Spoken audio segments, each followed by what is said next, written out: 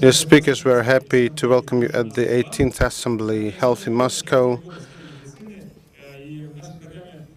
the top event in Moscow during 3 days, over 90 discussions, expert sessions with the acknowledged professionals in medicine. The specific feature of the assembly is that the events are not just for the experts, but for any people interested in the issues of longevity and healthcare. Anybody can visit our events. And also, in addition to the assembly allowing to discuss professional matters, within the forum we would like to summarize the festival life formula held among the medical experts and professionals, showing to the broad public the image of the true doctor, and indeed everybody who dedicates his life to medicine is a hero. We would like to bring in a word, animation psychiatry. I would like to invite our dear honorary moderator of the session. Please welcome Senior Doctor of Psychiatric Clinical Hospital number 1. Of course, everybody knows you. Georgi Kostyuk. And Georgi said some welcome words, so we can immediately move to the award ceremony. So let's welcome the award winner, Specialist of the Year, Dmitry Savelyev. Please come.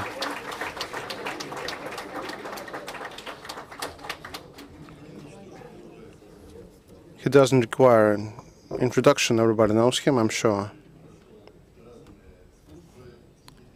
He passed through different services in Moscow.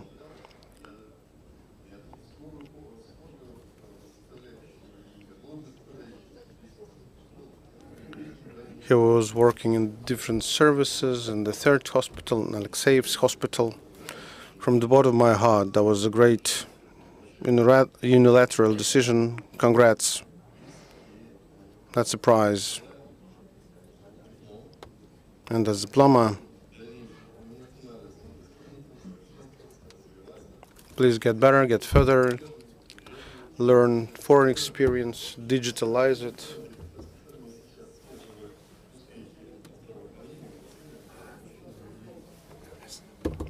I'm sure you will promote all the best practices into our reality. Thank you. Thank you very much, Georgi. Congrats once again. So now we're going to start the session. Mainstream psychiatry. I would like to give you a floor, dear moderator. Mr. Kostyuk will start. So let's not waste time because we have an intensive agenda and the time is limited. So first of all, I would like to introduce our guests. We've met, we've worked together. Last time it was in May when we had quite large international conference dedicated to the ambulatory psychiatry. That's Stefan Prieb, Professor of Social and Public Psychiatry at Queen Mary University of London, head of the Union of Social and Public Psychiatry. Let's welcome Professor Stefan Prieb. And Graham Thornycroft, Professor of Community-Based Psychiatry, working in the Center for Global Mental Health, Institute of Psychiatry, Psychology and Neuroscience, King's College in London.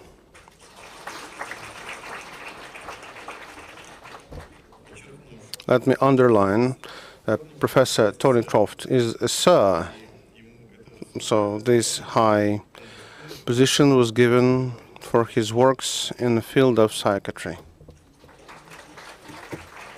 Colleagues, so let me shortly tell you about what's going on in Moscow psychiatry recently.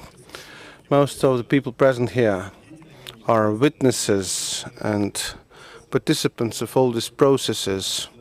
Let me say a few words and details that are well known, and I'll do that mainly for our guests. When they tell you about their experience, they would somehow correspond to, maybe I'll manage to convey to you. So how to make it better? From the Tribune or when I'm here?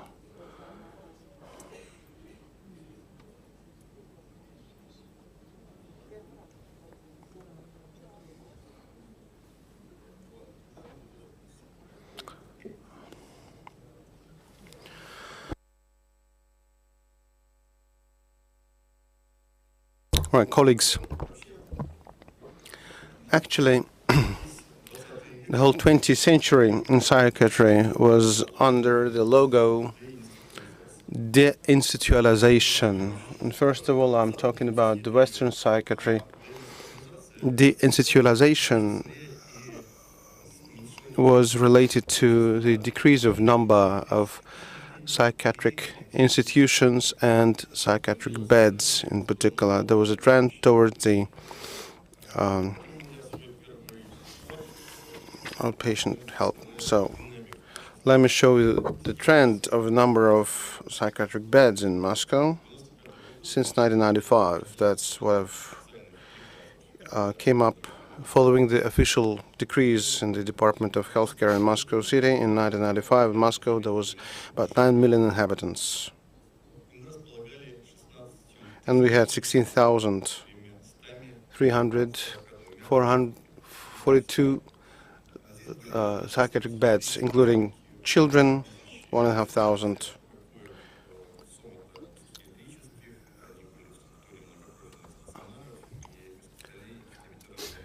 1,540 PSOs.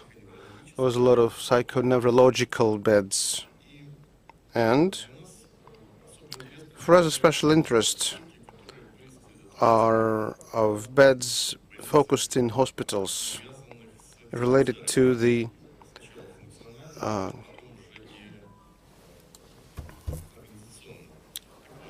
hospitals, organizational and of different kind. We had over 9,000 beds as of 1995, and now average number of them for 2019 was 3,400, and as of the end of the year, 3,008.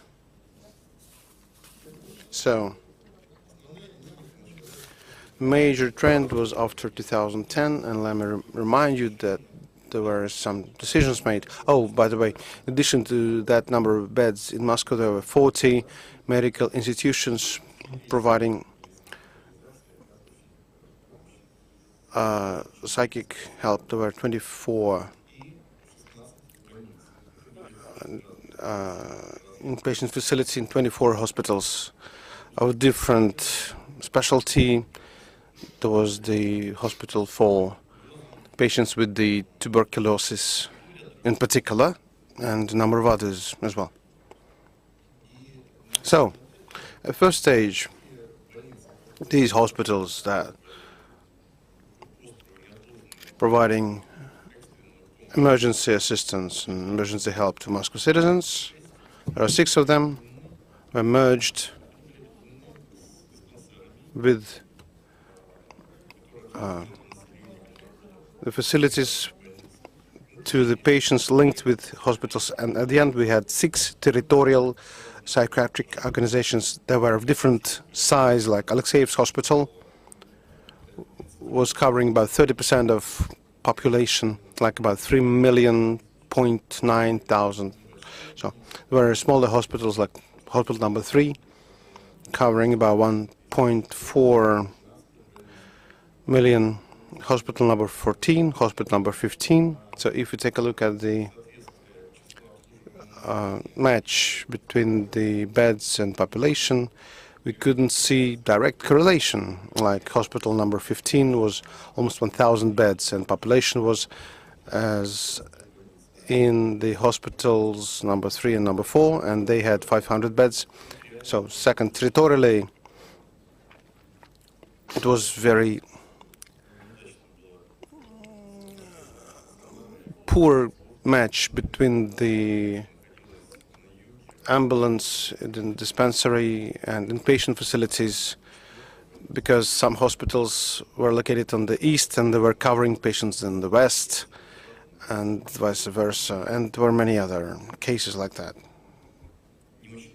Not quite good circumstances which made development of psychological help uneven in different areas. And in 2016 there was a very thorough audit of the whole psychiatric service, and it was a decision made, some of the hospitals and facilities, to bring under the social service for the patients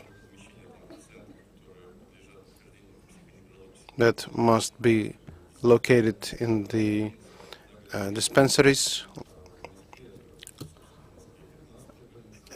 In Moscow, hospital number 15, they turned into dispensaries number 32, 33, 34. Anyway, when we made the analysis, we have set certain amount of KPIs for our service in the horizon of 2020, and we have approached that year of 2020, and let's take a look how we can manage to comply to the things we've planned so far. In particular, there was the average bed day. We decided that we need to make it 30. Level of hospitalization, 240 people per 100,000 of population. And you see other indicators that show the satisfaction of help coverage by medical support.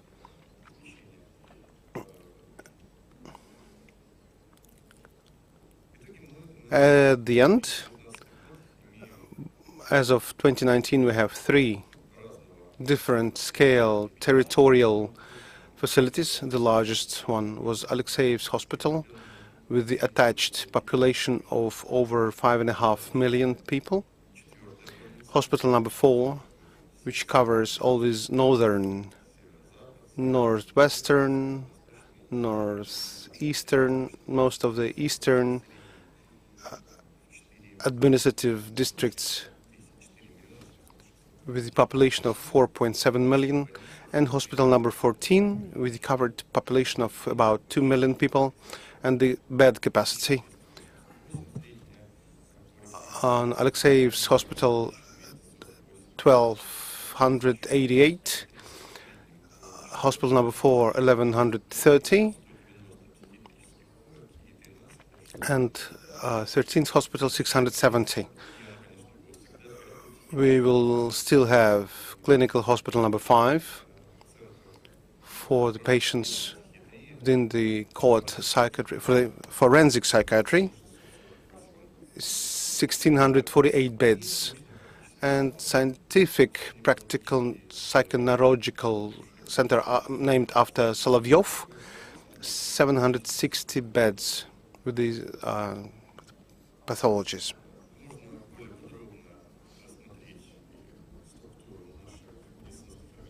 You can take a look at the structure of our medical services. You can pay attention that Alexeyev's hospital, 13th dispensary, has 2 branches in southern Butovo, Chertanovo, a branch per dispensary under 15th and 18th. All of them are placed in the polyclinics.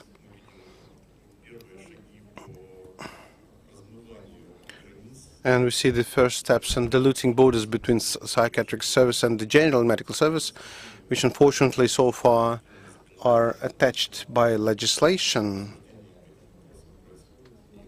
But these discussions are going on, and I hope that this isolation of psychiatric help and the medical assistance in general would be gradually overcome. Let me remind you that we still have somato-psychiatric departments and multi-profiles hospitals, 350 beds, inpatient facilities, like in mentioned Solovyov's center, Sukhrev center, that's children's inpatient facility, practical neurology, neurorehabilitation, and speech pathology. All of them are beds of psychiatric help, psychiatric assistance. Anyway, It all started in 2016, end of 17. We've finally set up with the structure that we've just shown you with the 3 large territorial units. And even on the stage of just joining the dispensaries to hospitals, when we have taken out some contradictions that have been inevitably raising among the different bodies, when we have the match between the different organizations, we've got the effect when some beds started to go idle. Then I was working at the 3rd psychiatric hospital, and we've been observing personally when the capacity load not more than 80%, we started to remove the empty beds. We started to reduce that, and reaching the 85% of workload, we had further reductions, and within the 4 years, the hospital that was covering 1,015 beds, we brought down number of beds to 500, and it was never overloaded. Same thing happened with the other facilities, and starting from 2017, when we finally established the contour of various mergers, this process started to go even more actively. At that table, you see the trend, the number of the cured patients in all the medical facilities where there are psychiatric psychiatric beds. Even the Center of Psychoneurology of children, with a very small number of patients. Even if it traced the trends of the patients, even in 2015 there were more than 72,000. In 11 months of 2019, more than 48,000 patients. And let's look at the number of treated patients. So in non-territorial medical institutions, we can easily see that this number stays at the same level, 2,200, 2,300, 23,000. Sorry, there's a slight increase because of the of some medical centers, pediatrics, etc. So then the center of the speech pathology.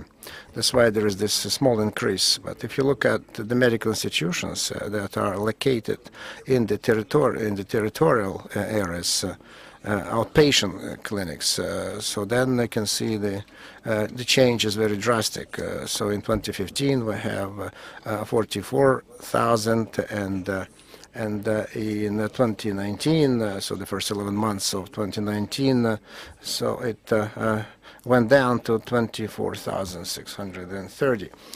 So those are the area medical institutions, residential districts medical institutions, kind of community, and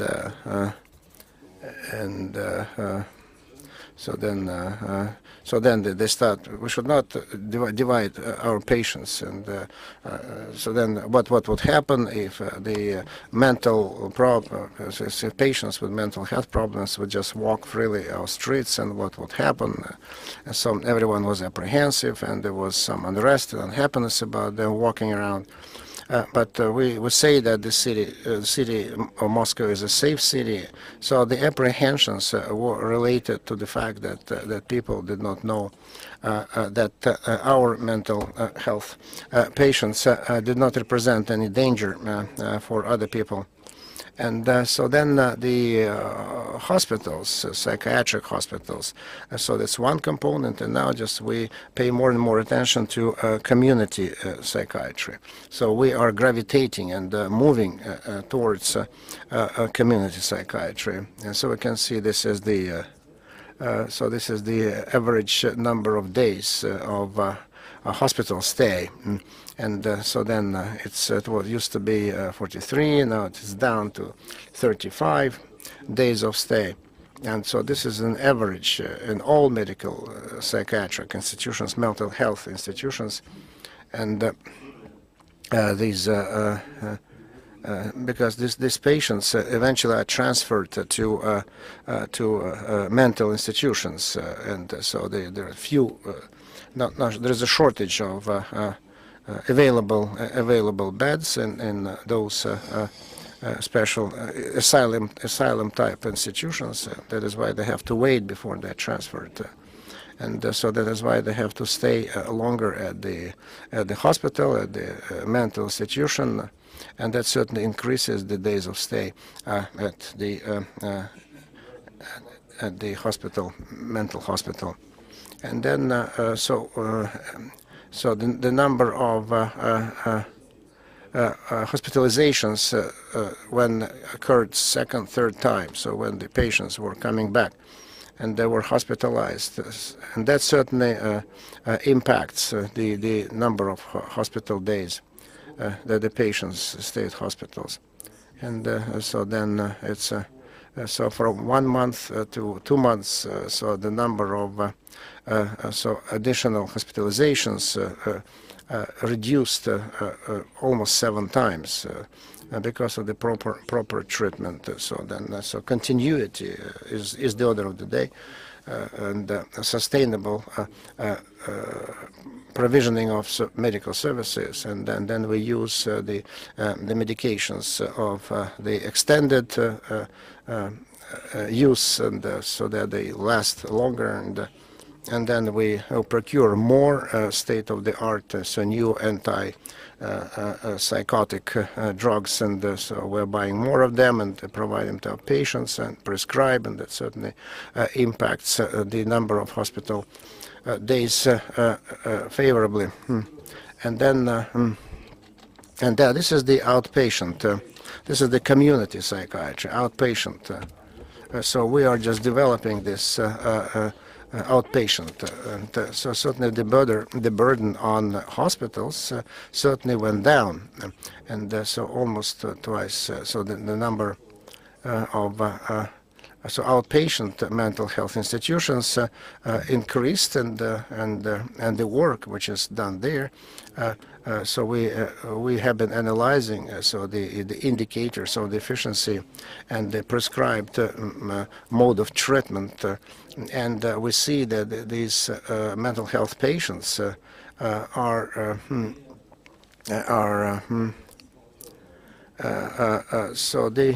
so these are the patients who need active therapy, so they do not need active therapy. So, but we talk about the so when there is the return of the disease, for example, or the mental health disorders are just beginning to develop, and that's when we identify them and take them for the treatment in community psychiatric institutions, which is outpatient clinics, and then certainly then the burden on so outpatient clinics and hospitals increased because the patients, they stay there only during the day, and then certainly the general practitioners in psychiatry, so their number of cases that they have to treat every day increased, and so then the work burden increased, and we pay a lot of attention to how many visits we make. And so sometimes, so they doctor the number of visits, and they temper with the statistics, and so they say that instead of 1 patient they visited, and so they say they visited 2, and so we try just to take care of that, so that to avoid that, and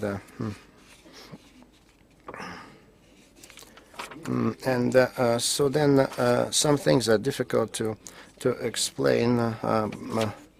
Some processes that occur with the mental health incidence. It's going down, so the mental health incidence is going down, and so probably there's a problem with proper registration of. When we talk about total morbidity, so and we can see that it's on decline. So we can see that all these years, so we have. We've been trying just to take stock of our mental health cases, and so we inventorized them, and so then we checked all outpatient mental health institutions, and we properly canvassed them, and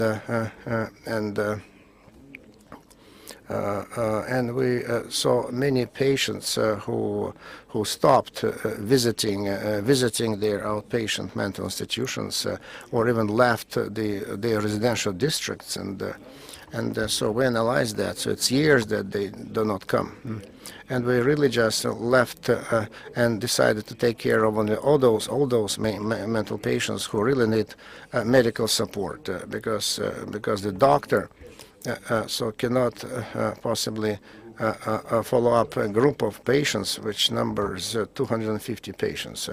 It's simply the burden is too high, and so then that's for my foreign colleagues. So I remind you that we have a group of outpatients, so divided into subgroups. It's 5 groups, and the patients who need regular and active follow-up and monitoring. So this is D1, D2, D3 group.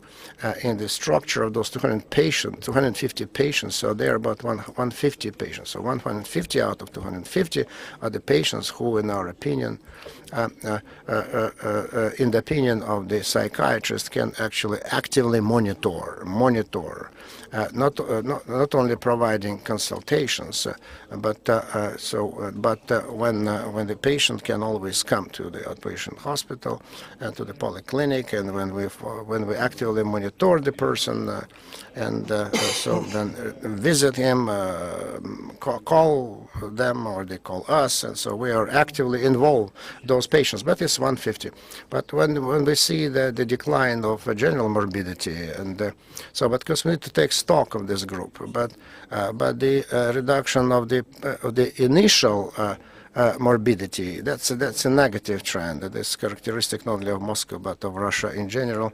So starting from 2005 to 2016, so then the number of patients who were initially diagnosed with psychiatric disorder by 25%. So then, and Moscow is within the same trend. So then, so the initial diagnostics. So this is not good for general mental health institutions. It's a sign of bad. It's a bad sign, because we fully realize, because the number of heavy, grave schizophrenia, psychiatry, mental disorders, borderline mental disorders, the depression, social stress pathology. So we know just neurotic related to stress and other different dysfunctions, and so there are lots of them, and they do not fall under our scrutiny, and they do not fall under. They do, so we cover them, so our colleagues see them from general practitioners, not mental health institutions. So they see them, they know them, but for a number of reasons and challenges, so they are not identified or diagnosed as having mental disorders and mental pathology, and as a result, they don't get any adequate help and care, because by legislation it's forbidden so to provide any mental health care in institutions not related to mental health institutions. And so then there is another characteristic that certainly concerns all psychiatrists here, and so then the reduction of the volume of the psychiatric help. And so then the number of psychiatrists is going down. But no, that's not true. So although the volume of services provided goes down, but the number of psychiatrists goes up. So we had 1,100. Now there's more than 1,300 psychiatrists. And so that's why the number of mental health professionals is on the rise. And so then the ratio between psychiatrists and in hospital and outpatient components. So we have a growing number of psychiatrists in outpatient community, and so then and district psychiatrists. So we used to have 305, so now we have 358. So these are, I'm talking about the psychiatrists that take care of the adults. And so then 229 and 277 that take care of the adults, but altogether in territorial units it's so used to be 447, now it's 675. So the number of psychiatrists in outpatient hospitals that work around the clock, and so that the number of psychiatrists went down there as well. And but the burden went up. So then used to be a ward for 60 beds, and so there were just two psychiatrists and one nurse, and that was fine. But now when the turnover of one bed is very high, and then we're getting very heavy, very grave patients, and that is why. So then certainly the burdens went up very considerably. But the number of psychiatrists has not gone up. Then I would like just to compare several institutions, but we'll do it a little bit later on the sidelines. I'd like to thank you all for your attention, and to give the floor to our guests. And so the first.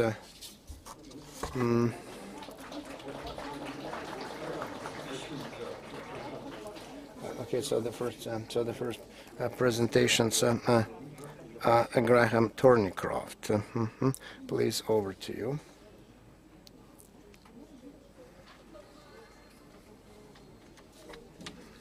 Good afternoon, everyone.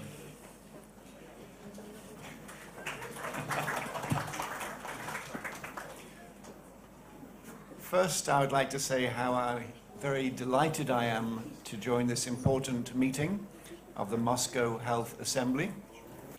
And I would like to thank my hosts, Professor Kostyuk and Dr. Karpenko, for inviting me to this very important meeting. So my title is Developing a National Plan for Mental Health Services. And I'll be telling you about thinking of hospital and community services as part of an overall mental health system. So I want to do three things. First, to say about my experience in delivering services and also in planning and implementing national policy. I want to say something about the lessons that I've learned from my experiences, and also to offer you some resources that may be of practical usefulness to you.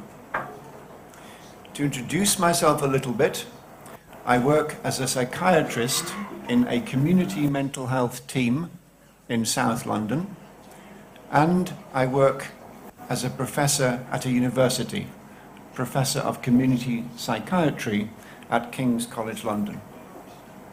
But also I need to give you a warning, because your country and my country are very different, and maybe some things, maybe many things I say will not be relevant to you.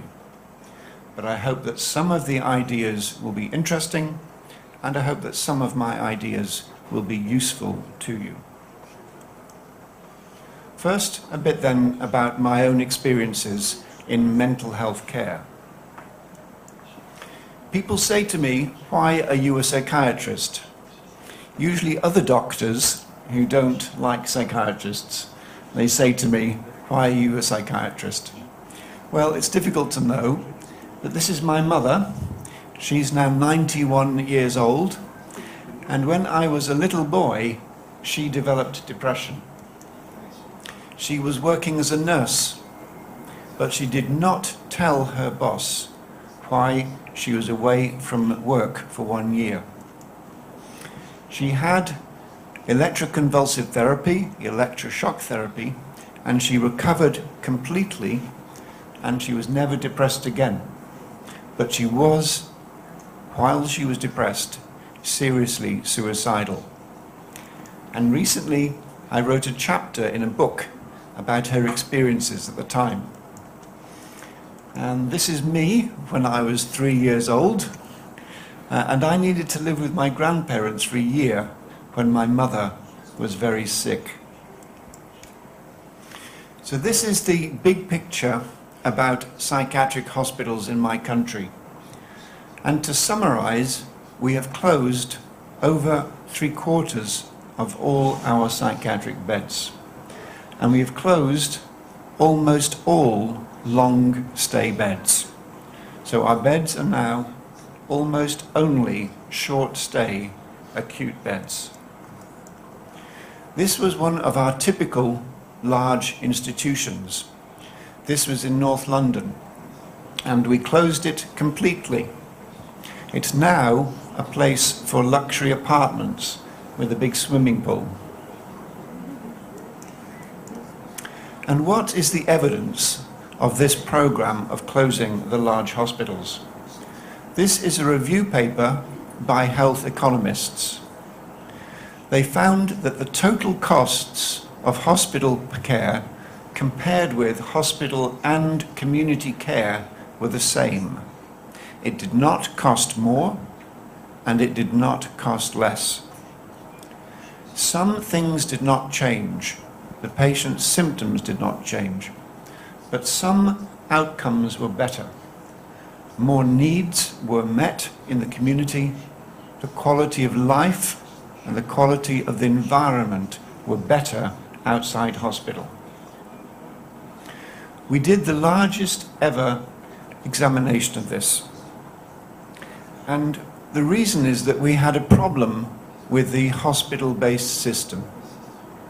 Because when the staff stayed in the hospital, they provided a low continuity of care for patients who would not come to hospital. These patients would stop treatment, stop medication, and relapse again and again. So we developed some principles for community mental health. Services near to where people live. Treatment specific to the needs of an individual patient. Services that listen to what patients say and incorporate the plans, the priorities, the preferences of patients, and which are coordinated, as we just heard, in the Moscow region from Professor Kostyuk. We developed different types of community mental health team, some for a whole area or district or territory, and some specialized teams, for example, for the treatment of people in first episode psychosis. Indeed, my own clinical work is in a first episode psychosis community team in South London. And also we developed teams for people in a crisis. We call these home treatment teams. They are an alternative to admission to hospital. This is my own area. It's in South London. We have about 1.2 million total population. And when we began, this is 1990, we drew lines on a map. And each area is about 50,000, 60,000 population, has one community mental health team. We developed these mobile teams to see people in the clinic or to see people at home. And a team would usually have 1 or 2 cars to be able to make home visits. We also moved the offices outside the hospital to shops or to places in normal streets, normal shopping streets. And this is the area where I work now.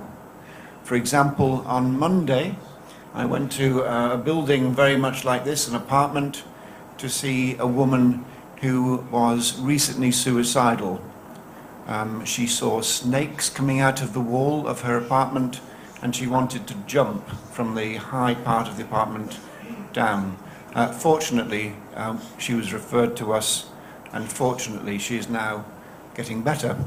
But I had to make a home visit because also she had a stroke recently and she cannot walk, she cannot come to our mental health centre.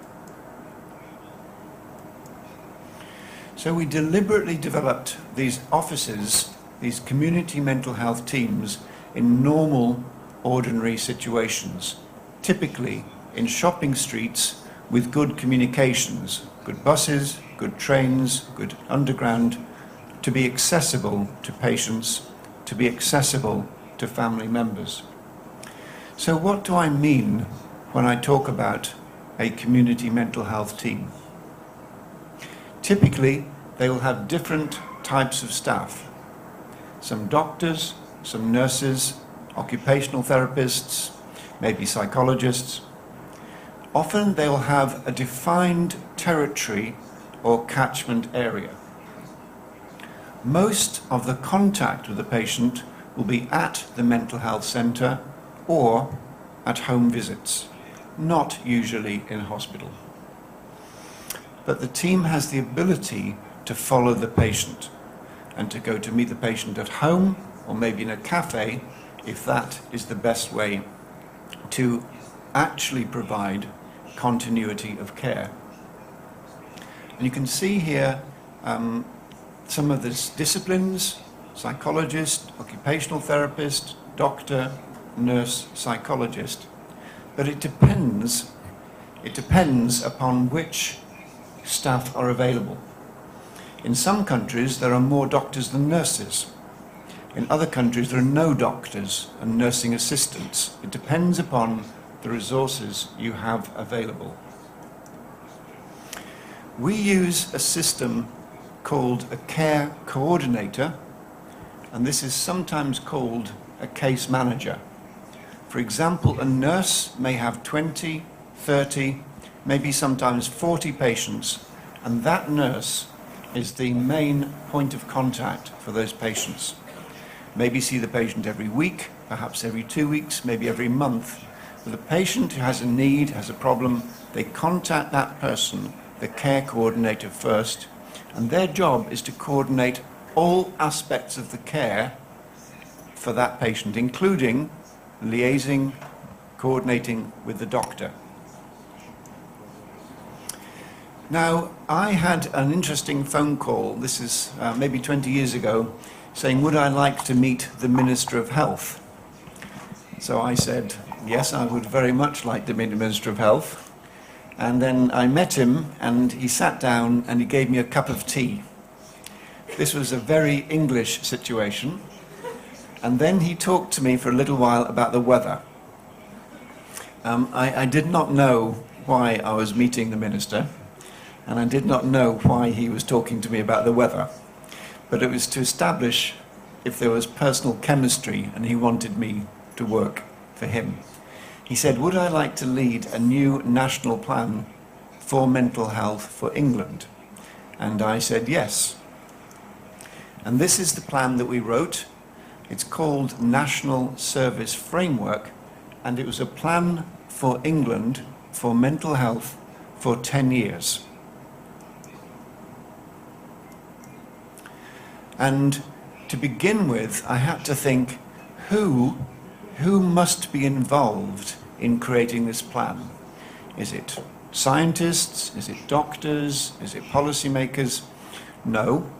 I wanted everybody with an interest in mental health to be involved in creating the plan, so that everybody would want to be involved in implementing and supporting the plan.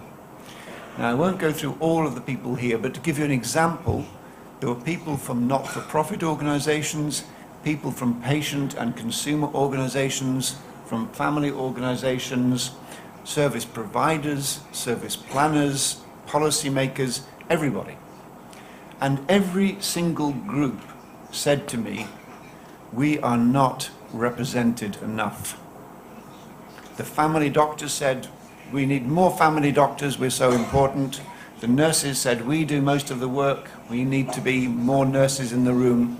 And I thought that was wonderful, that everybody really wanted to be involved in making this policy. So what did we do? We had about 70 people working very hard for a year to create this national plan.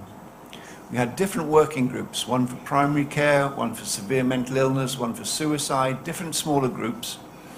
and they had to produce draft proposals, specifically standards like key performance indicators that should be met in every local area in all parts of the country.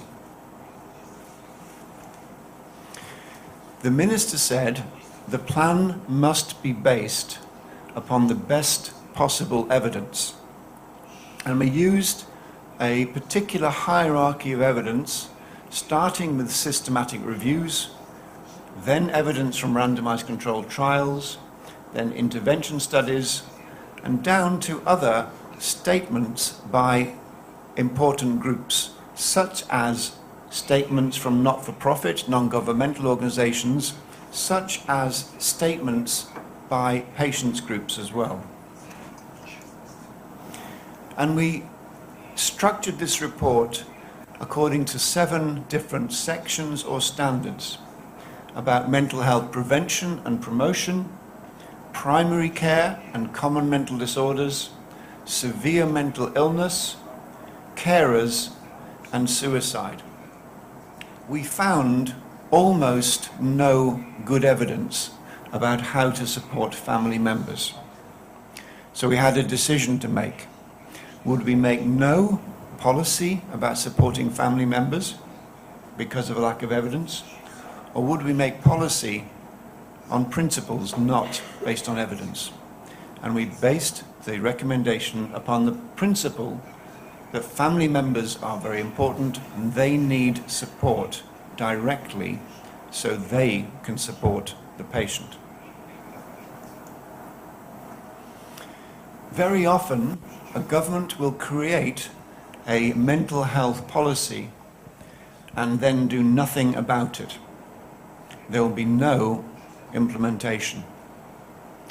And in this situation, I was very pleased to see a new government in our system, a left-wing government, implement the plan almost completely. How did they implement this new national plan? With a series of incentives and sanctions or punishments, a financial set of triggers or rewards.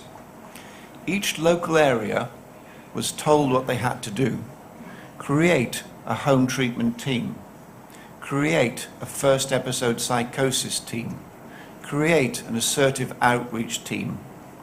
If they did that, then they would get the money for those services and they would get extra money.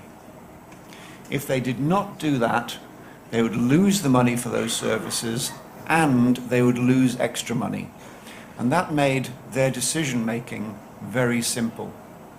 Within 5 years, the plan was almost completely implemented across the whole country. And what was the thinking, what was the concept behind this approach? The idea is one that we call the balanced care model. And this comes from work I've written about with my colleague from Italy called Tansella. If we think about a low-income country, maybe Ethiopia, then the model means strong primary care because that is where the staff are. And then primary care teaching the very few specialist doctors and nurses.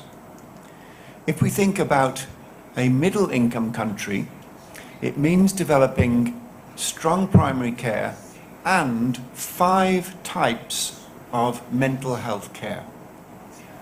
Clinics and ambulatory services, community teams that can be mobile to visit patients outside the clinic, beds which are largely short stay. We heard about the average length of stay from Professor Kostyuk. Short stay acute beds, long stay care in the community for patients with long stay needs, and activities to support social inclusion, work, employment, participation, those 5 categories.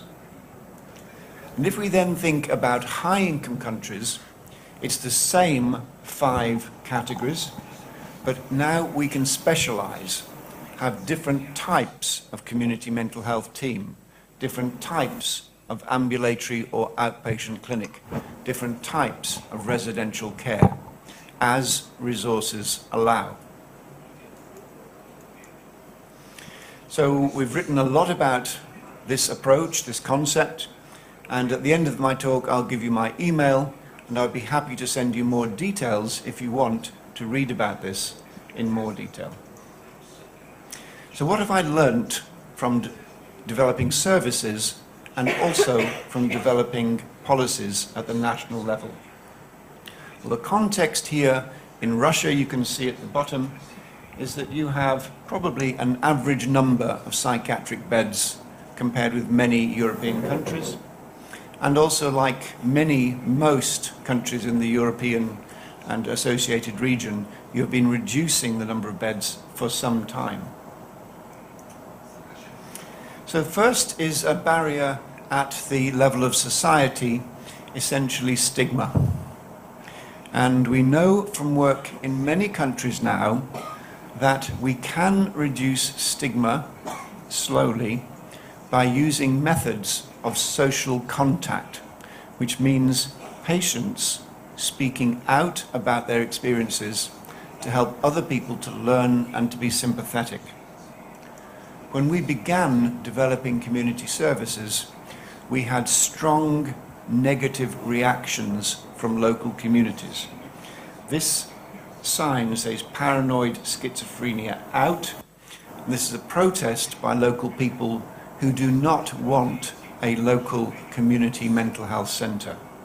And I've been involved in developing 6 different community centres in London, and every time we had this negative reaction. And we had to spend long time talking to local people about the plan for the new centres, but more important, why we wanted to improve care, why we wanted better and accessible continuing care in each local area. Secondly, governments often see mental health as a low priority. And it can be helpful, for example, to have a specialist unit within the Ministry of Health for a region, an oblast maybe, or at the national level, specializing in mental health care.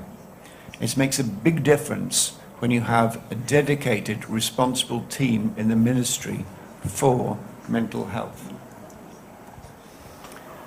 Third, what happens locally? It's very helpful to have advocacy groups, especially including patient and family member groups, being active, expecting better, expecting more, and holding the local services to account, demanding better services, stating they want more investment. What about practitioners? We also need to be sure that we keep our morale high and reduce levels of burnout. And there are many ways to do that, including variety in our lives as well as continuing training. And many nurses in my country now find working in community teams much more rewarding and satisfying than working within a hospital environment, although the transition is a difficult one because staff are accepting more responsibility in their judgments outside of the structured environment of a hospital. So I've emphasized repeatedly the importance of patients and family members in listening to what they say, but also their advocacy groups.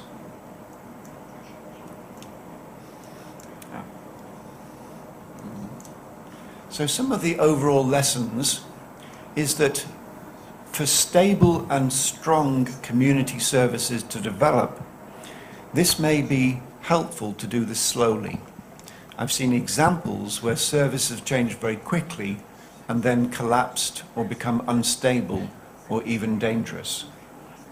We need very bright, shining, charismatic leaders at the beginning of a change process, but we also need strong and stable and boring leaders to consolidate services as they then began to settle down.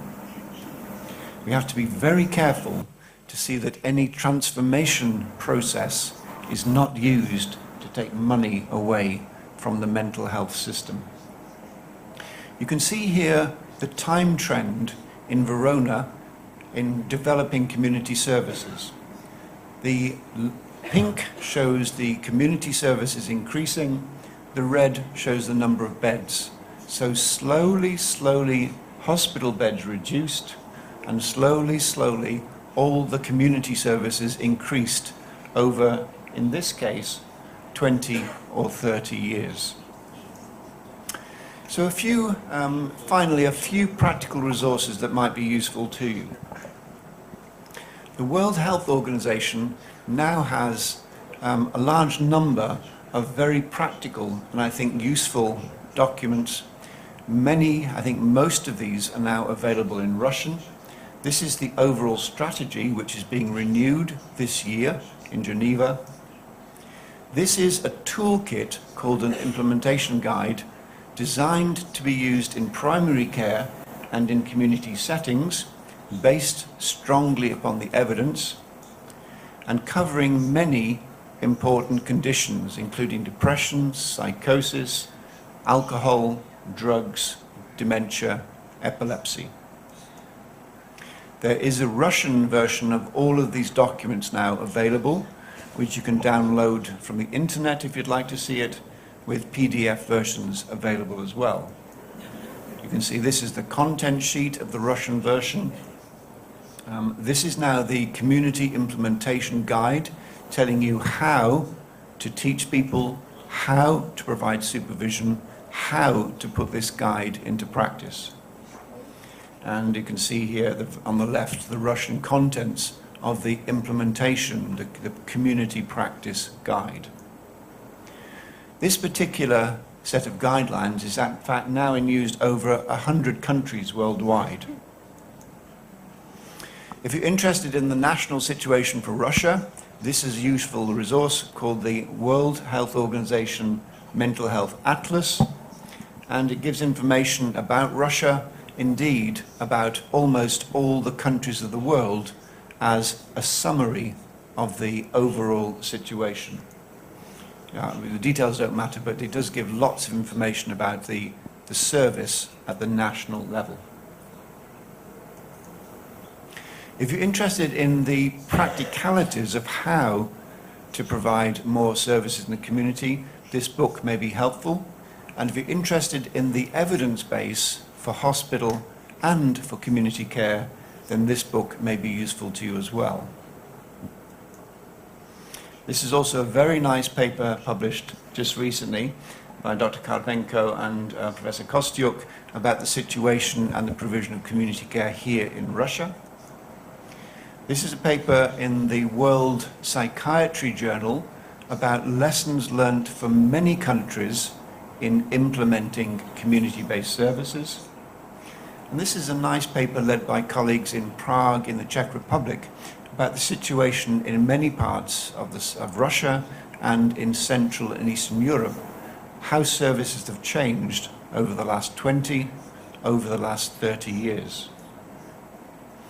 I think an important resource is a detailed report that came out last year from the Lancet called the Lancet Commission on Global Mental Health and Sustainable Development. And just recently now, there is now a Russian version of this available. I have some copies here, but there's also a PDF version as well, and you might find this very useful. It's a summary about the evidence for different types of mental health treatment and different types of mental health care. If you're interested in these issues in detail, we run a course at my university at King's College London called an MSc in Global Mental Health. And now it is time for me to summarize before I finish. I've wanted in this talk to do three things. First, to say something about my experience developing local community services, and also about my experience developing a national mental health plan, including both hospital and community care.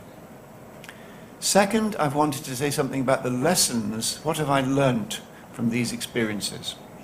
And third, I've suggested some resources that I hope might be useful to you as you also work hard in your clinical work and in your service improvement work. If you'd like further details, then please do contact me. You can see my email address here, and I could send you some of these materials on or try to support you if possible. Again, thank you very much for the host for inviting me. It's an honor for me to be here. Thank you for your attention. Большое спасибо. Thank you very much. Thank you, Sir Graham Thornycroft. Very interesting, because that's exactly what has been happening in Russia in recent years, because we face same problems, same challenges. When local population are afraid, apprehensive, they say out, we don't want them, so we want normal people, and in our hospitals and in our community psychiatry, so people just, they don't want it, and then so we have already 4 sites already, so slowly and steadily, but it's coming in as well in Russia. Now just so then the word goes to Professor Stefan Priebe. Please, floor is yours.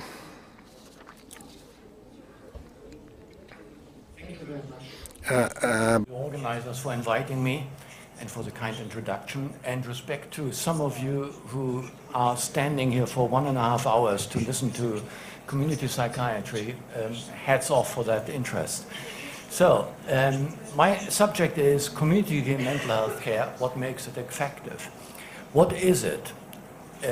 If I had known the presentation of Professor Thornycroft, this would not be needed. There's a long history of community mental health care. People have been cared for in communities for several hundred years.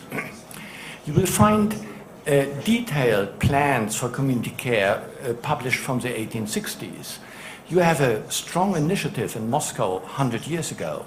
First home treatment teams in the Netherlands in the 1930s. But the term community care became really popular with large mental health reforms all over the world in the last 50, 70 years. It's poorly defined, but it is roughly what Professor Thornycroft summarized. It means you work in the community, outside hospitals, outside pure outpatient practices, which in many countries are private. It includes some type of outreach activities, so you don't just stay in your office and wait for the patients to come. And it is mainly for patients with severe and chronic disorders. So is it effective at all? Does it make sense? Now, it's very difficult to compare community care with no care. But in the United States, there are areas, or the system means that for some patients there's no care. So there were some trials in the 1970s comparing some form of community mental health care with no proper care. And luckily, reassuring for us, community care is better than nothing. So that's already good to hear. So our work in psychiatry means we do help patients. But that leads to the next question. What makes it more or less effective? I will try to address 3 areas: the overall healthcare system, how you organize services, and what you do as clinicians. The overall healthcare system. Now, of course, you need coverage for marginalized and poor patients. Luckily, in most of Europe, that is the case. In most of Europe, patients, poor patients, marginalized patients, still have an entitlement to health care. That's not the case all over the world. Then what makes a difference is the total funding. How much money is spent on community mental health care? That varies from countries enormously. What varies is the health care spent in general, but also what goes into mental health care.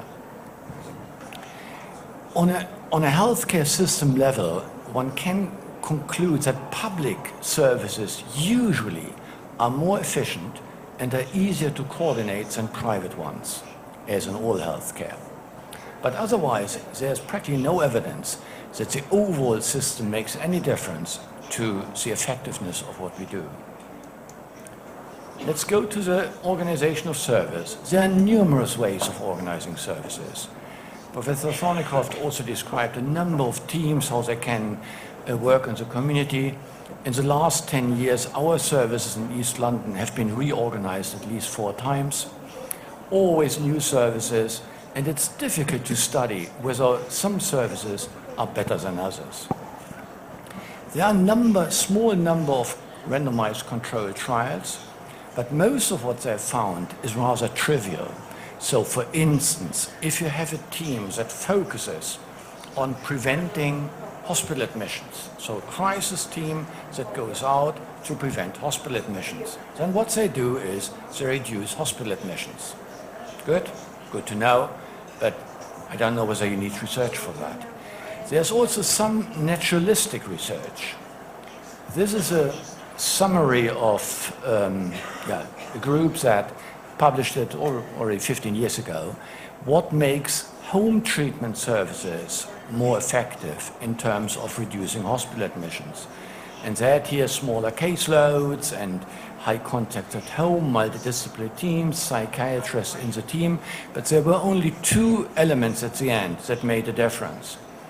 That the teams were responsible for health and social care, and that they more regularly visited at home, so that they didn't wait for patients to come, they visited them at home. We did a large study on service organization, comparing or addressing only one question. Does it make a difference whether you have the same psychiatrist responsible for in- and outpatient care or not?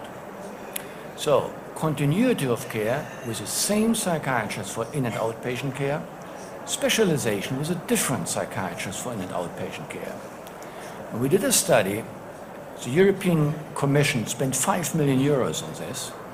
We followed up patients after hospital admission in 5 countries and more than 7,000 patients in total.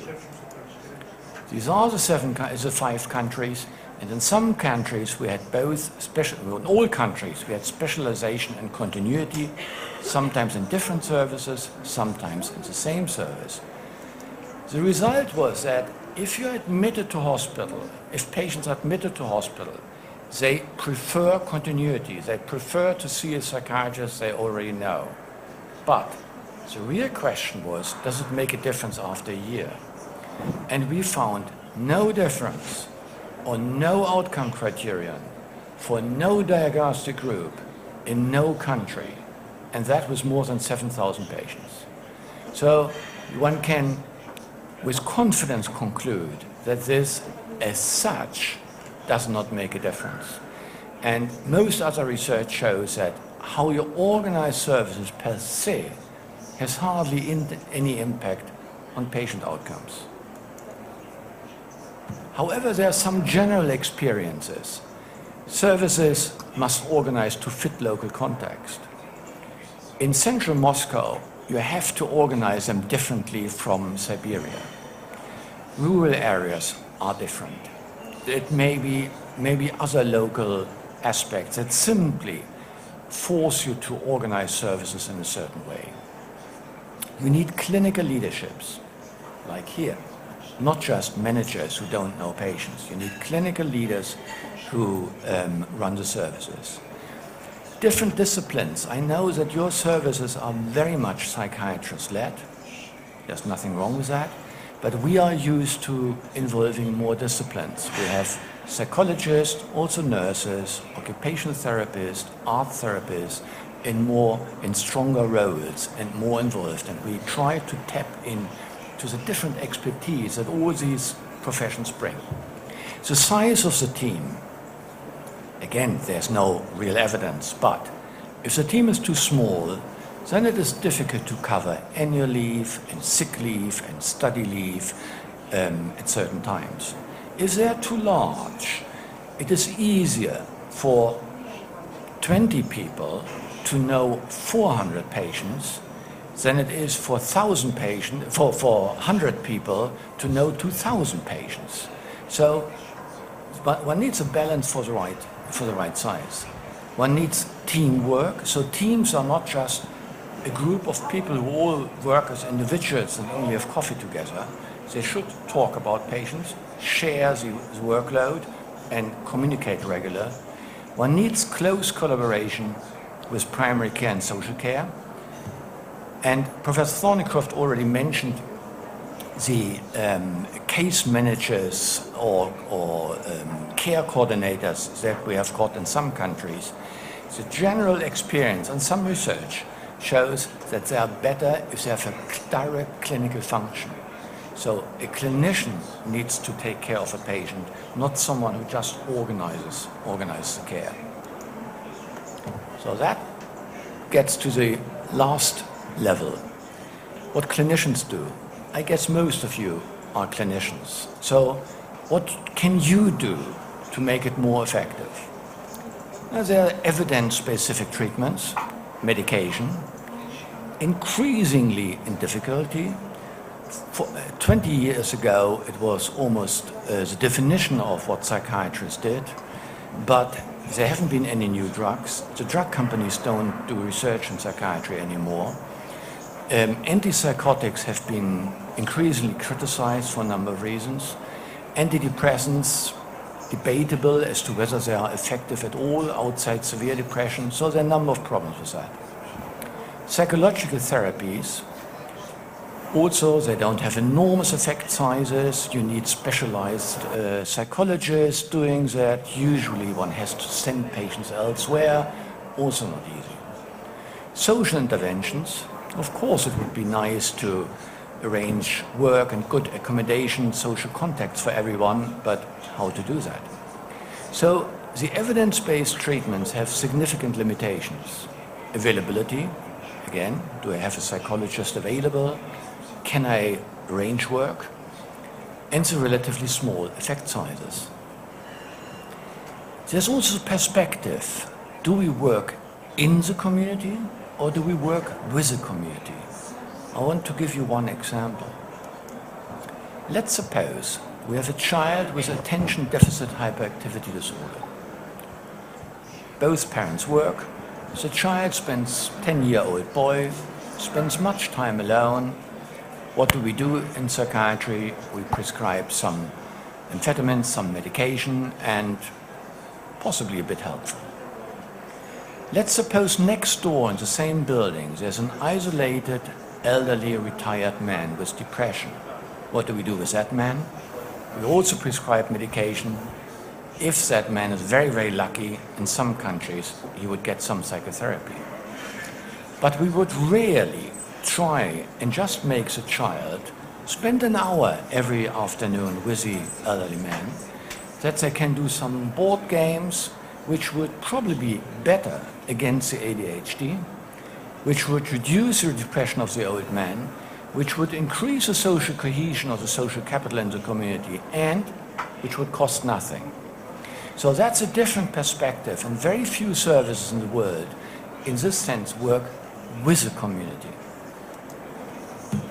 Now, that leads us to the non-specific components. If the specific evidence-based treatments have to be there, but have a limited role, what else can we do? All patients all over the world, if you ask them what's most important to them, it's a relationship with you, as a clinician. So the quality of the patient-clinician relationship is essential. But how can we make that better? How can we influence it? There's only one way.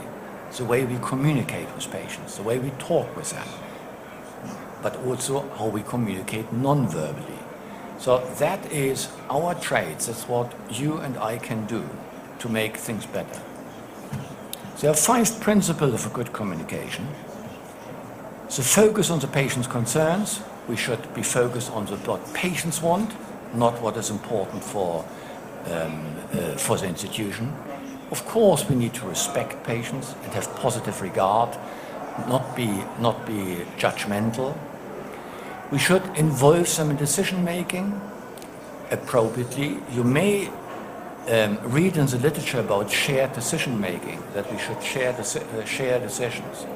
That's good for some patients in some situations, but we know that that varies a lot. It varies depending on the situation, on the patient, and also on what it is. Some patients say about medication, or you as a doctor, you should decide. Whilst when it is about psychotherapy, they won't have a say on that. Patients want to see us as persons. They don't want just a robot. They want some genuine clinician. How to get that across, a personal touch, that is difficult, but it is a challenge. And all the literature suggests we should have a psychological model. What the model is less important, but we should have one to guide us about what we do. Now, if communication is so important, if that's at the center, how can we improve it?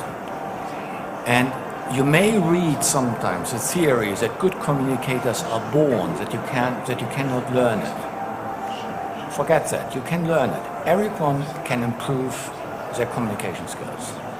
There's training. The Tempo trial has trained clinicians to engage better with patients with psychosis, with a number of exercises. For instance, we made clinicians hear voices on headphones and then ask them to go shopping. So that's an experience that helps you to understand how it is to hear voices. So exercise like that. And it was successful. So patients felt better engaged, had a higher adherence to treatment. We can have individualized supervision, but there is some research showing that if you just video record yourself and look at those tapes later, without a trainer, without an expert, without a supervisor, just you look at it yourself, it makes you better. So there are ways to improve our communication just through training and to become better communicators. But there's a limit to training. There are also direct interventions to structure the communication. There are so-called decision aids, so where patients fill in what they think about medication before the meeting, then they come in with a questionnaire, they show it to you, okay, good, that's your view. So it helps to structure the communication. Helps to some extent, but also to limit it. And finally, I show you a way to structure the full communication. And I'm happy to show that today because yesterday we had the first training in Moscow on this. So there will be a study with so-called Dialogue Plus. And Dialogue Plus is a model where we designed an intervention to make routine meetings more effective. Usually routine meetings are there to check symptoms and to talk about the future and plans, but they are not effective in themselves. And you could only use models from other psychotherapies, but nothing for that specific setting. So what is that like? It is, if you as a clinician meet a patient, you have a tablet which you can pass to and fro, and on that tablet the patient rates his or her satisfaction with 8 life domains and 3 treatment aspects. The 8 life domains are physical health, job situation, mental health, physical health, job situation, accommodation, leisure, partner, friendship, and personal safety. These 8 domains are not enough to cover every single problem that patients may have, but they allow patients to raise all concerns that they have. And then there are 3 questions on treatment: medication, practical help, and the meetings with you. So patients fill that in with you. That gives you an overview. That overview alone is interesting to see where am I with my life? Where are my strengths? Where am I very happy and where are my problems? Then one can compare these ratings with any previous ratings. What was the situation last month, 6 months ago, a year ago? So what has improved or deteriorated? Only then the patient decides, what do I want to talk about today? And they choose maximum of three domains. So here's a patient want to talk about job situation, friendship, medication. With medication, the patient is not very happy, and every single concern then is addressed in a 4-step approach. So 4 steps being the understanding. So why is this rating? In this case, a patient is very tired, has too many side effects, doesn't want that medication anymore. But it's a 2, it's not a 1, so what is still working? So the patient is happy that the voices are under control and he hasn't been to hospital for 9 months, okay, something good. Step 2, looking forward. What's the best case scenario? Now, in this case, or what would be a 7? In this case, the patient would like to be without medication, which is understandable. Most of us would like to be without medication. And good, that's something one can work towards and keep in mind. The patient wants to get rid of medication, but that's nothing we can achieve within a month or within 2 months. So what's the smallest improvement? What gets a patient from a 2 to a 3? Only a small step. So if the patient stayed awake for all the days, that would be an improvement. Okay? And then we consider options. What can the patient do? Maybe the patient could put an alarm clock at 8 o'clock at night so that they always take some medication in the evening and sleep off the side effects. Fine. What can I do? If I'm a psychiatrist, maybe I can prescribe a bit less. Or if I'm not a psychiatrist, I ask the psychiatrist to prescribe less. And what can others do? Maybe someone living with me can take me out for a walk after lunch so that I'm most tired. I do something else and don't go to bed. Then you agree on actions. Then you revise it next time. We did a randomized controlled trial with this over 6 months. We did the intervention. And miraculously, it improved quality of life, which is not easy to achieve. The effect size was as large, or even at least as large, as for cognitive behavior therapy. So this harmless little intervention was as effective as sending patients to a psychologist and they meet for 12 sessions or 20 sessions, or whatever they meet. It improved the social situation and it reduced costs. So it wasn't just cost effective, it reduced costs. So one can do something. In summary, what makes community mental health care effective? An overall system that provides comprehensive care with sufficient resources. Now, resources are never enough, you can always have more money. But you have an overall system here that provides comprehensive care. Whether that's enough money, Kostrek would say. A service organization with functional teams. Now, last time I was here, I visited a dispensary and was very impressed by the model. I'm sure I was shown the best one, and there are worse ones, but at least it shows the model as such, I think, is very good.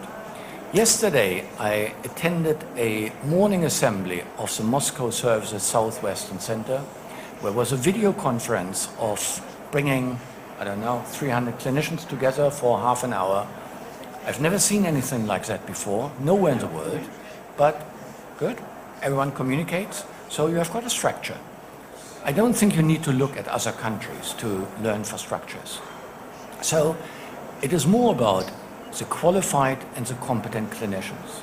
You need good communication with patients and with others, with relatives and other services. And there's a focus on working with patients, with families, and with other parts of the community. And you may still have some lessons to learn, but I strongly feel it's a matter of building on what you've already got rather than radical changes to your services. So thank you very much for your attention.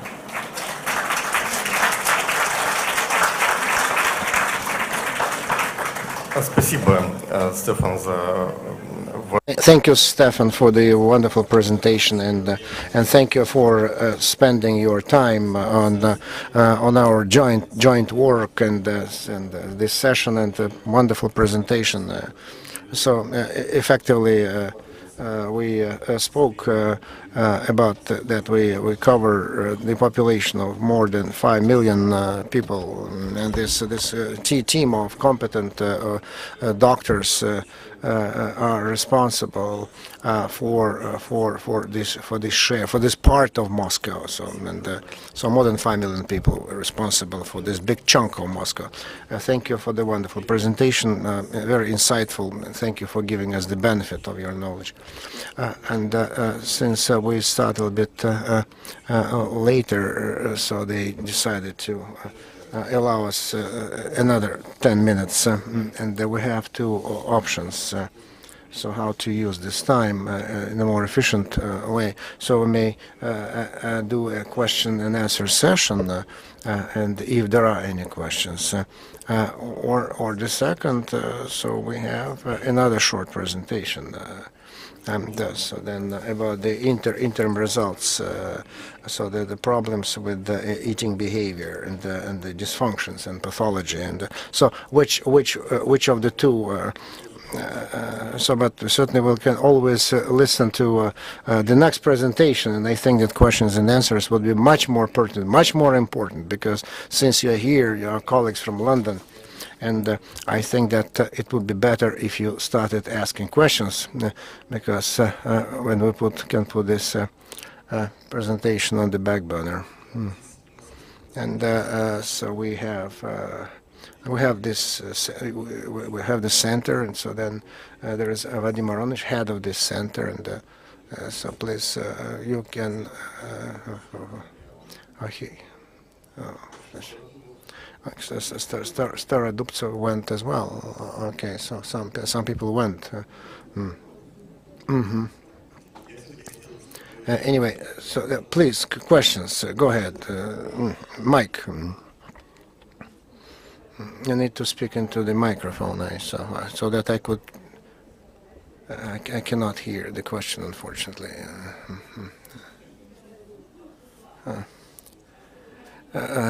There is a hotline. Okay, so I work as a hotline specialist, so that the patients can call me with their concerns, right? So that's a hotline specialist. Okay, I got them. I can translate now, right? So what I heard, this is a hotline operator, and the patients with their concerns can always call me, and I can reassure them. And do you have a similar service in England? Okay.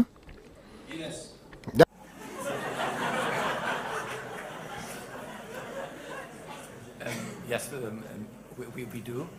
There were services from the voluntary organization, and different trusts also have an additional service now. Our trust has a 24-hour availability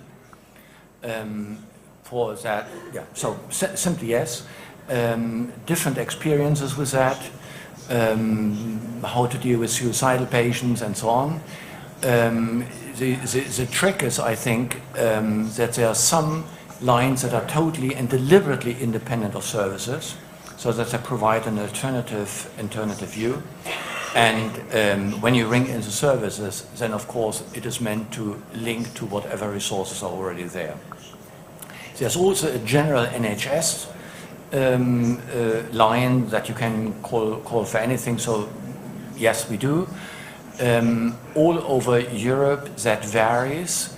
I think most areas I know have some type of availability of a 24-hour telephone line.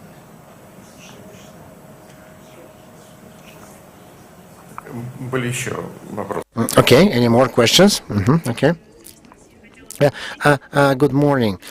In Russia, in Moscow, we tried as an alternative to this asylums to have this when the patient lives in a home with the person. So the person actually takes the psychiatric patient home and lives with him. Do you have a similar practice in London? Clarify, is this with a family member or with somebody else?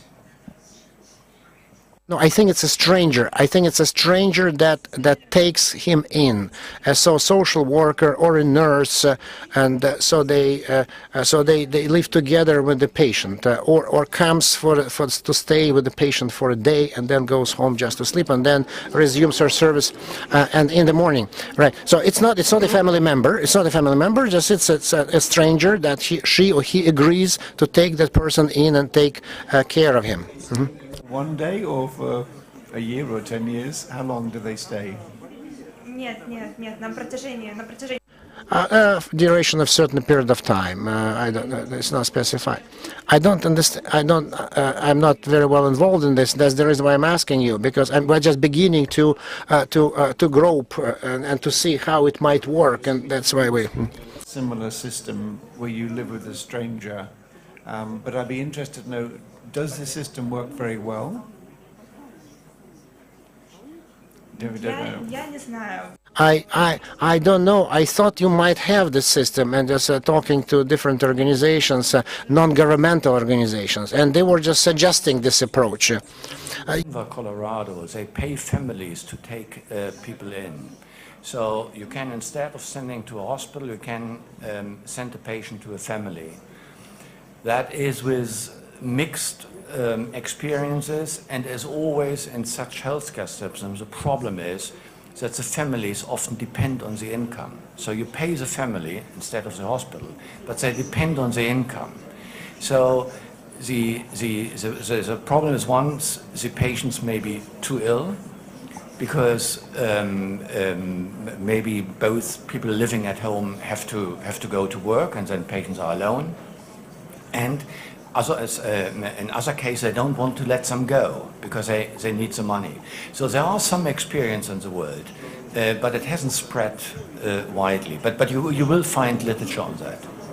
More often we try to reconnect patients in hospital with their real families, especially where there's been a gap in communication, maybe over many years for long-stay patients, and we want to bring them together again slowly to refamiliarize the family so they can provide care for the patient. Спасибо большое. Можно я тоже? May I contribute as well? And at the same time, I want just to provide some information. In Russia, we have 165,000 people. So they are living in special psychiatric institutions, right? 165. Those psychiatric institutions are financed by the constituent units of the Russian Federation, where they are located. So the territories actually. So with governors. So the different levels certainly of income of different constituent units of the Russian Federation, and so that is why some psychiatric institutions are much better than others. In Moscow there is more financing, that's why there are great conditions for the patient. In some just very poor, because the area cannot provide, there's not enough money, and that is why there was an idea.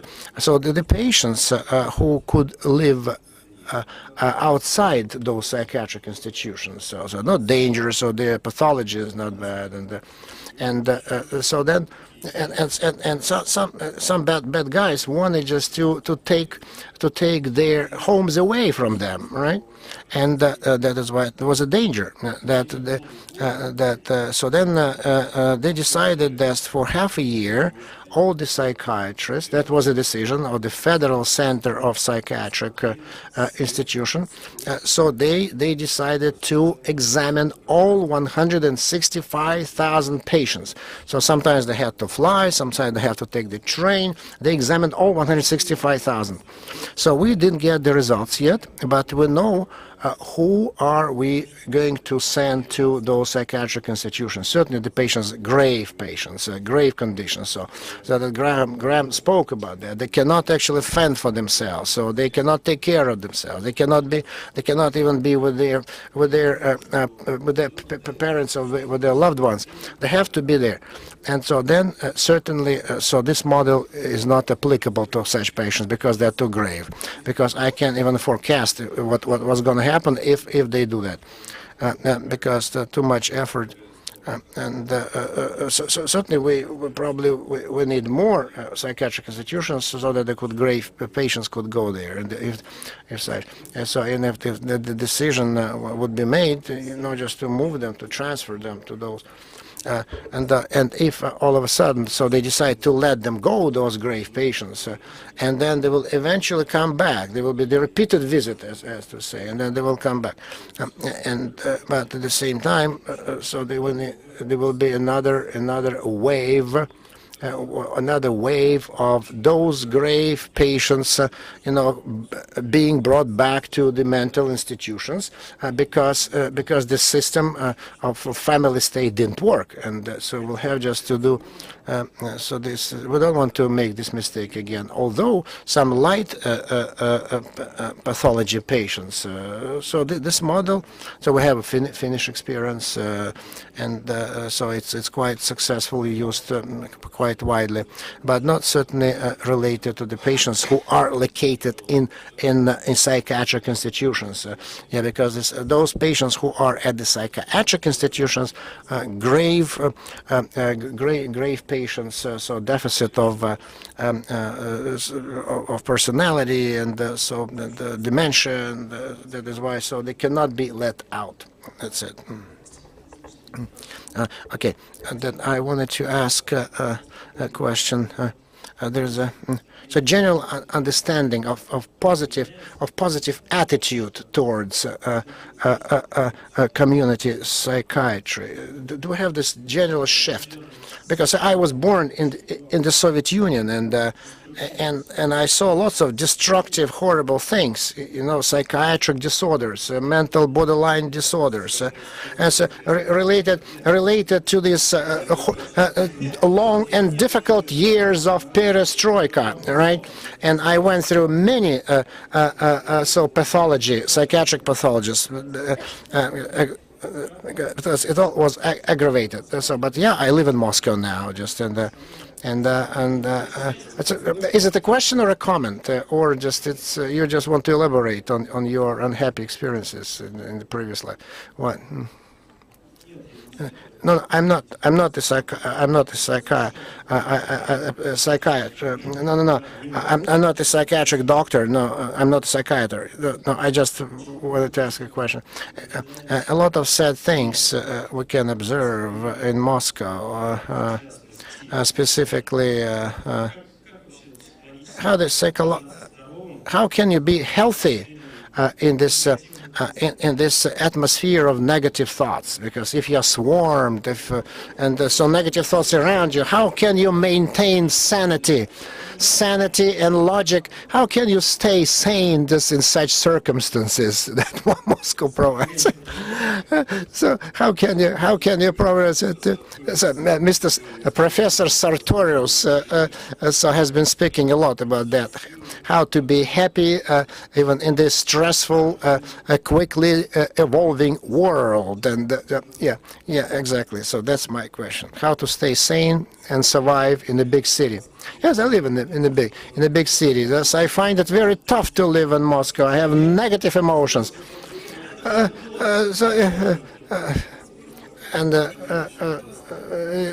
don't understand how to interpret what you're asking. So I guess I was born. Yeah. Okay.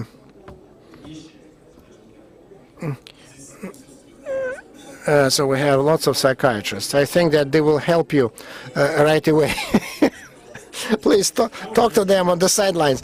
Who can I approach? Okay, we have lots of psychiatrists. You're in the right place. Yeah. Okay, question to our colleagues. So somato-psychiatric department. So we know that our patients are suffering from somatic diseases besides psychiatric diseases, and so when they are admitted to our somatic institution, do we have the can you get consultations if they are in somatic, psychotic, and are they isolated? How they are treated if they're suffering from somatic disorders? So okay, I will ask, and then you will help.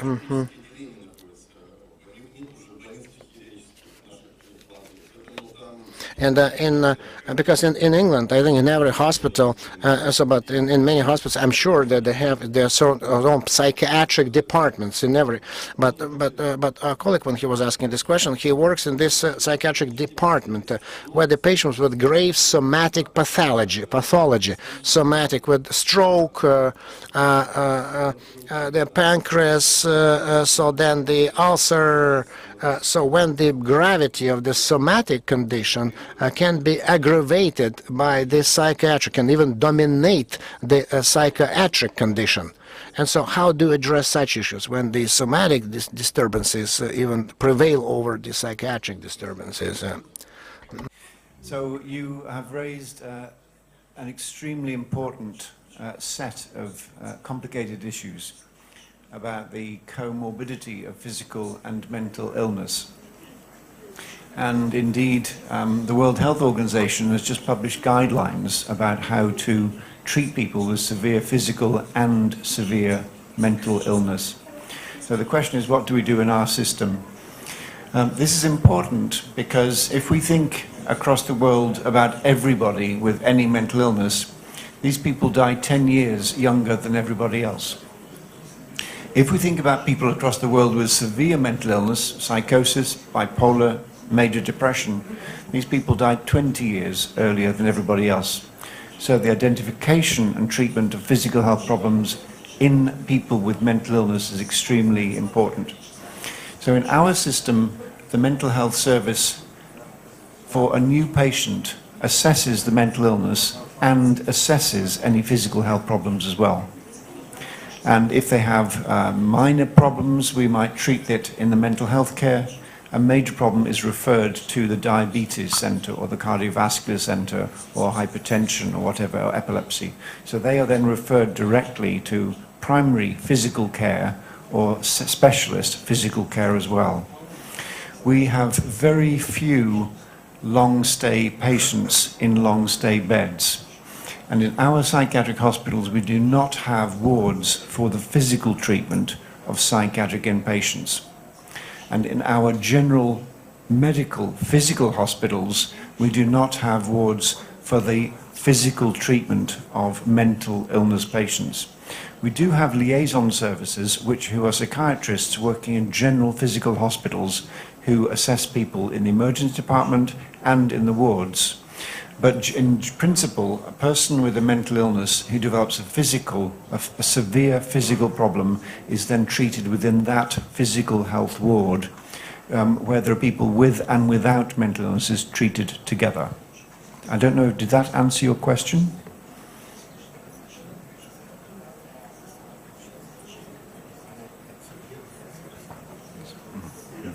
I would just like to add that this is an issue that different countries deal with very, very differently. So you have other countries, like Germany, with a strong area of psychosomatics and own wards and own beds. There are 20% of the number of psychiatric beds also are psychosomatic beds. You can acutely admit a patient to a psychosomatic unit. Now that's highly debated whether that's good or bad. But it's interesting that this is, I think, one of the areas where different healthcare systems vary the most.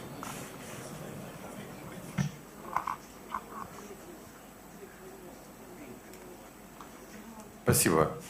Так, и у нас еще... We have one last question before we adjourn. Okay, let's take. Yes, right here.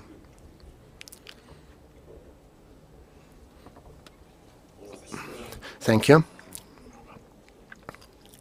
Can I speak English here?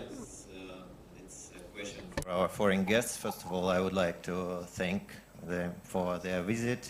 And so we were talking here mainly about institutional changes, but I think that they should not step ahead, but they should follow the changes of the paradigm. And my question is, what actions, government actions or community level actions were made in Great Britain towards motivating patients for mental health care and against prejudices and fears of mental illness in general? Thank you. So thank you for your question, sir. I will give you one example. We have had in my country now for 11 years a national anti-stigma program. The program is called Time to Change. And to begin with, this was funded not by the government, but by not for profit, by non-governmental organizations, and then later the government came involved. I know because my team at my university has evaluated the impact of this program, and we have shown that stigma and discrimination across England are slowly reducing.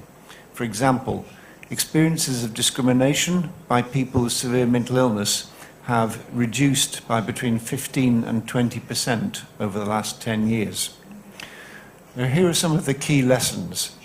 Anti-stigma programs have to be long-term, not for a week or not for a month. They need to be led by people speaking about their own experience of mental health problems. That means patients are the central active ingredient. And the evidence is that contact, social contact between people with mental illness and others is how you reduce stigma. And we have seen as stigma has reduced in the country, so more people now go to seek care and seek help. So help seeking has increased as stigma has decreased. And that puts extra pressure on the system. Then you have to argue for more money and more services because more people come forward. But the big picture is this. In my country, of 100 people with mental illness, about 25 get any help. So 75 are not yet going to look for help, to look for care. So we still have a way to go. But I think that more people seeking help is a good process, because more people now will feel less stigma and want help and want treatment, and eventually we want to reduce stigma completely.